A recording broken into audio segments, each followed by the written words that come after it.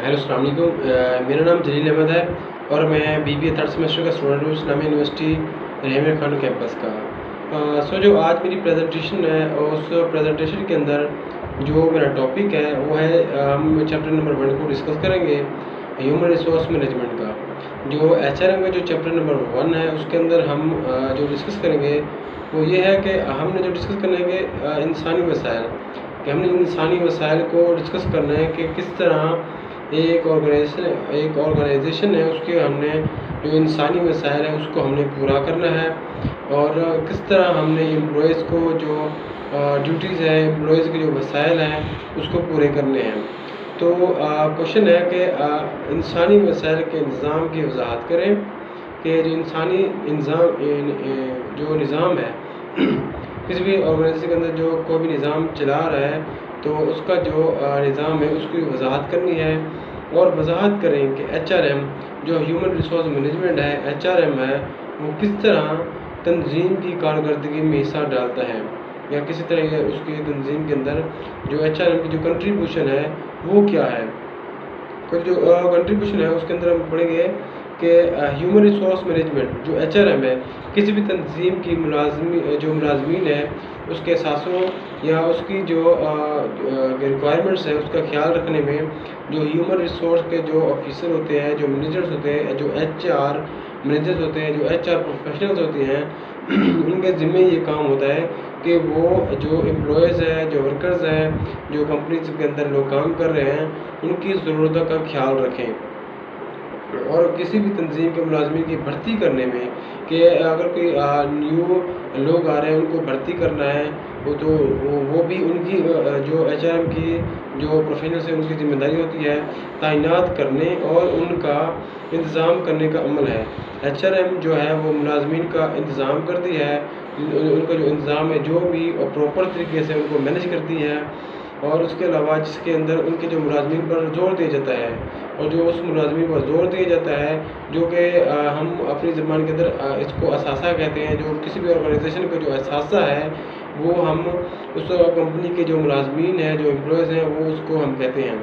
और HRM इस बात को यकीनी बनाकर मतलूबा सलाहियतों और अफजाई की सतह को हासिल अफराद के दस्तियाबी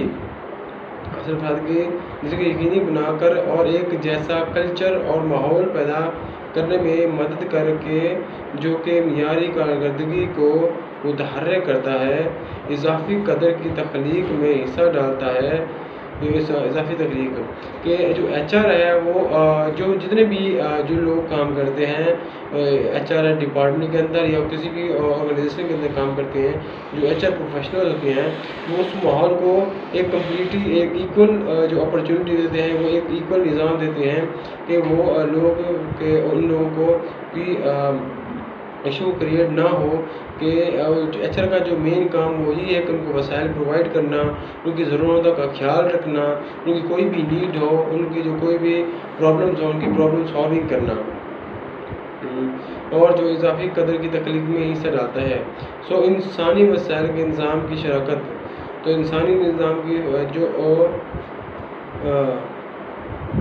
ह्यूमन रिसोर्स मैनेजमेंट मुआवजे कारकर्दगी के इंतज़ाम, तंजीम की तरक्की,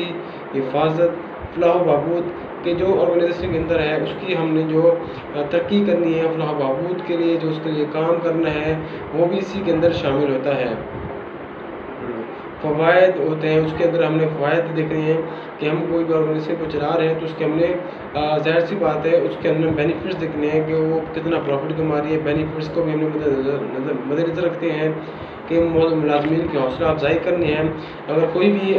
वर्कर्स है, कोई भी एम्प्लॉय है, अगर वो अच्छा काम कर रहा है कि हमने उसको खुश करना है कि वो अच्छा काम कर रहा है, उसके मज़ीद उसको अच्छा फीडबैक देना है। उससे होगा कि अगर हम अच्छा फीडबैक देंगे, उसको पुश करेंगे तो वो और ज़्यादा फ़ायदेमंद होगा हमारी ऑर्गेनाइजेशन के लिए और आगे चलकर हमारी कंपनी को, ऑर्गेनाइजेशन को बहुत ही मुफीद साबित होगा। हौसला अफजाई और उसके बाद मुलाजमीन की हौसला अफजाई करनी चाहिए, तरबियत और दीगर से मुतल्लिक मसाइल से निपटना है। HRM लोगों और काम की जगह की تفاضت اور ماحول کو منظم کرنے میں ایک اسٹریٹجک کردار ادا کرتا ہے کہ ایک اسٹریٹجک کردار جو ایچ آر ایم ہے وہ ایک اسٹریٹجک کردار ادا کرتا ہے کہ ان کے جو لوگ ہیں ان کو ارینج کرنا ہے، مینیج کرنا، ان کے بینیفٹس کا خیال رکھنا، ان کی سیلریز کا خیال رکھنا، ان کو سورسز مہیا کرنا، ہر ایک چیز کے بارے میں ان کو پرووائڈ کرنا تاکہ ان کو آسانی ہو، مشکلات کا سامنا نہ کرنا پڑے۔ اس کے بعد ہے کہ انسانی وسائل کی ذمہ داریوں کی نشاندہی کریں۔ جو انسانی وسائل ہیں، جو وسائل ہیں، جو ان کی ذمہ داریاں ہیں، انسانی وسائل کے اوپر کیا ذمہ داریاں ہیں، تو اس کے اندر ہے جو شعبہ جات۔ تو انسانی وسائل، انسانی الفاظ جو اگر آسان الفاظ ہم وہ یوز کریں انسانی وسائل کے اندر، ان کی کیا ہے تو وہ یہ ہے کہ ڈپارٹمنٹ ایک ایسا گروپ ہے ڈپارٹمنٹ ایک ایسا گروپ ہے جو ملازمین کے لائف سائیکل یعنی بھرتی ملازمین اور ان بورڈ ٹریننگ اور ملازمین کو ہر طرف کرنے اور ملازمین کے فائدے انتظام کرنے کا منصوبہ دار ہے۔ کہ مطلب جو ایچ آر ہے وہ ڈپارٹمنٹ کے ہر ایک ایسے گروپ جو ملازمین کے لائف سائیکل یعنی اس کی بھرتی کرنا، اس کی ملازمت کرنا، اس کے فوائد کا خیال رکھنا، وہ سب اسی کے اندر شامل ہوتا ہے، انتظام کرنے کا ذمہ دار ہوتا ہے۔ انسانی وسائل کی ذمہ داریوں کی فہرست جو انسانی وسائل ہیں، جو بھی انسانی وسائل ہوتے ہیں، ظاہر سی بات اس کے اوپر کچھ ذمہ داریاں ہوتی ہیں، تو اس ذمہ داریوں کی جو فہرست ہے کچھ اس طرح ہے کہ خدمات حاصل کرنا، بھرتی کرنا اور برقرار رکھنا، کہ اس کی ہم نے خدمت کرنی ہے، اس کو ٹرسٹ کرنا ہے، ایبلٹی ظاہر کرنی ہے، بھرتی کرنا ہے، اندراج کرنا ہے اور اس کو برقرار رکھنا ہے، ریٹین کرنا ہے۔ اس کے بعد ویژن ہے کہ کوئی بھی ہے کہ ہم اس کو ویژن دینا ہے، اس کی جو ویژن ہے گریٹفل اینڈ قدر ہے، اینڈ اس کی جو برانڈنگ ہے وہ اس جو ہم نے برانڈنگ لائک اس کو ہم نے ایک عام سے بندے کو بھی ہم نے برانڈ جسے دا ایچ آر اسکلز اور سو ملازمین کی وکالت اور تنازعات کا حل، کہ جو ملازمین ہیں وہ ایک ہی آرگنائزیشن کے اندر کام کرتے ہیں تو اس کی جو ان کے اندر جو کنفلکٹس ہیں، ان کی جو ان کے اندر جو معاملات ہیں ان کو حل کرنا وہ بھی ایچ آر مینجمنٹ کا کام ہے۔ ملازمین کے فوائد، معاوضہ اور تشخیص کے جو آرگنائزیشن کے اندر ہے کہ اس کے اندر ہم نے معاوضہ اور تشخص دینا ہے، تربیت دینا ہے اور اس کی ترقی کا بھی اس کی ترقی بھی اس کے اندر شامل ہے۔ ملازمین کے ریکارڈ اور کارکردگی کا جائزہ، جو ملازمین کے ریکارڈ ہے اور اس کی کارکردگی کا جائزہ، ملازمین کی ترغیبات بھی اس کے اندر ہے۔ جو ملازمین جتنے بھی ملازمین اس کے اندر کام کرتے ہیں تو ان کے ہم نے ریکارڈ کو مد نظر رکھتے ہوئے اس کی کارکردگی کا جائزہ لینا ہے۔ جو بھی کارکردگی وہ کر رہا ہے تو اس کو کارکردگی کا جائزہ بھی لینا ہے اور اس کے جو ملازمین ہیں اس کے ریکارڈ کو بھی مد نظر رکھتے ہیں۔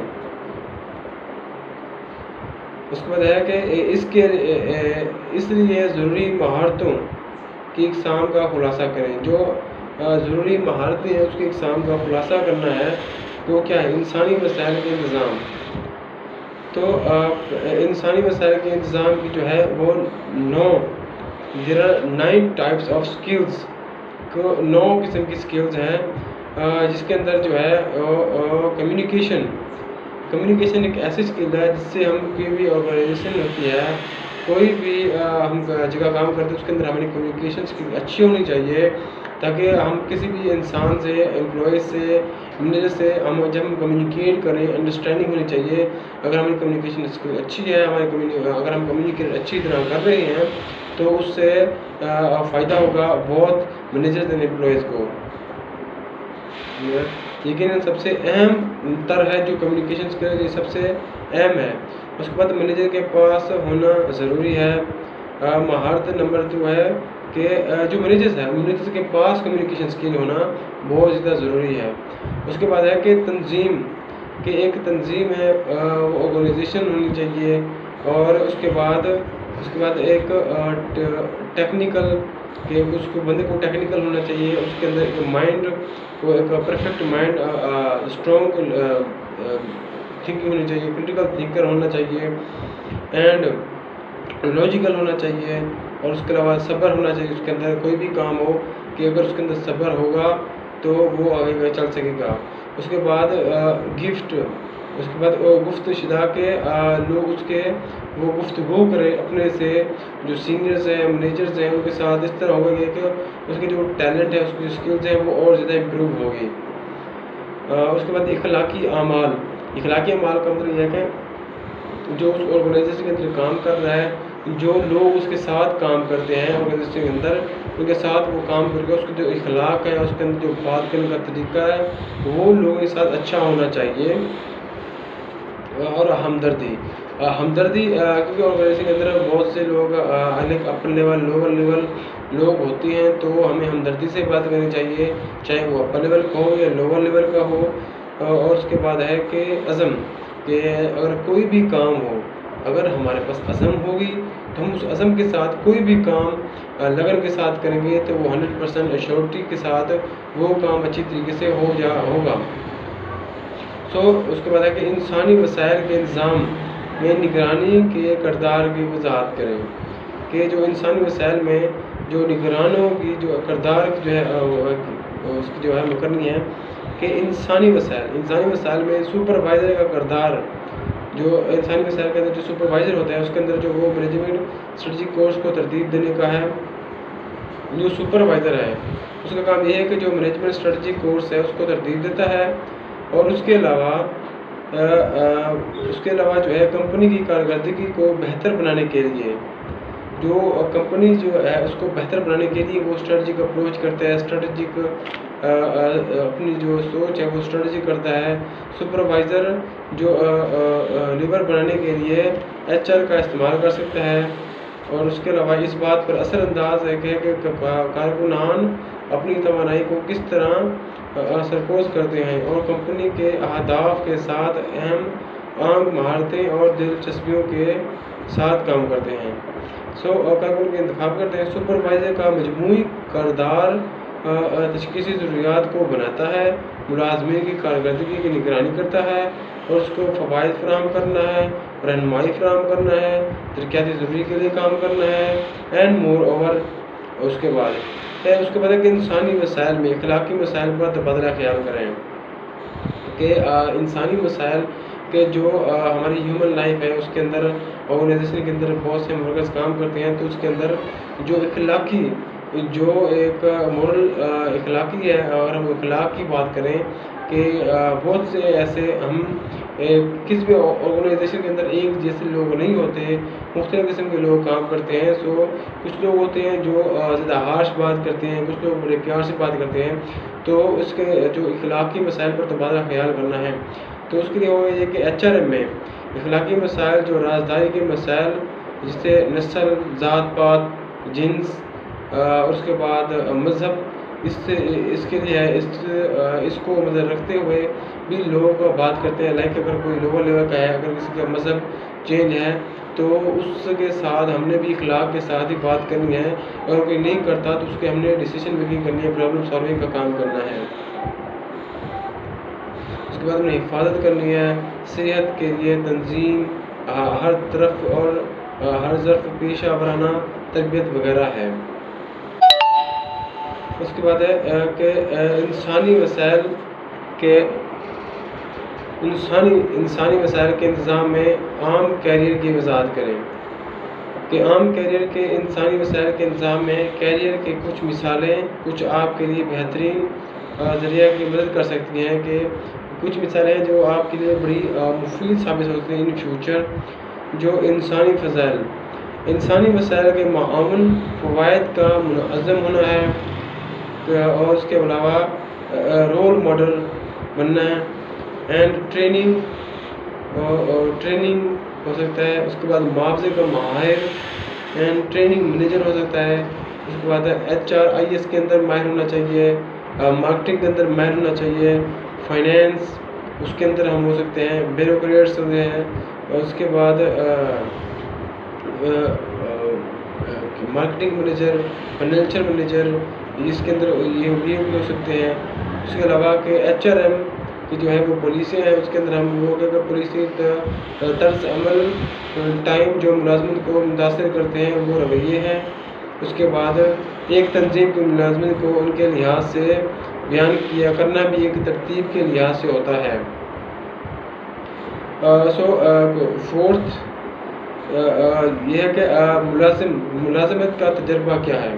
جو ملازمت کا تجربہ ہے کہ ملازمین کے بارے میں تفصیلی معلومات حاصل کرنے کا عمل۔ کوئی بھی ملازمت ہمارے اگر آرگنائزیشن کے اندر کام کر رہے ہیں تو اس کے اندر وہ جو گیٹنگ انفارمیشن ہے، collecting and analysing information about the employees, اس کو ہم کہہ سکتے ہیں کہ جو امپلائیز کام کرتے ہیں ان کی جو انفارمیشن ہے وہ کلیکٹ کرنا ہے۔ تو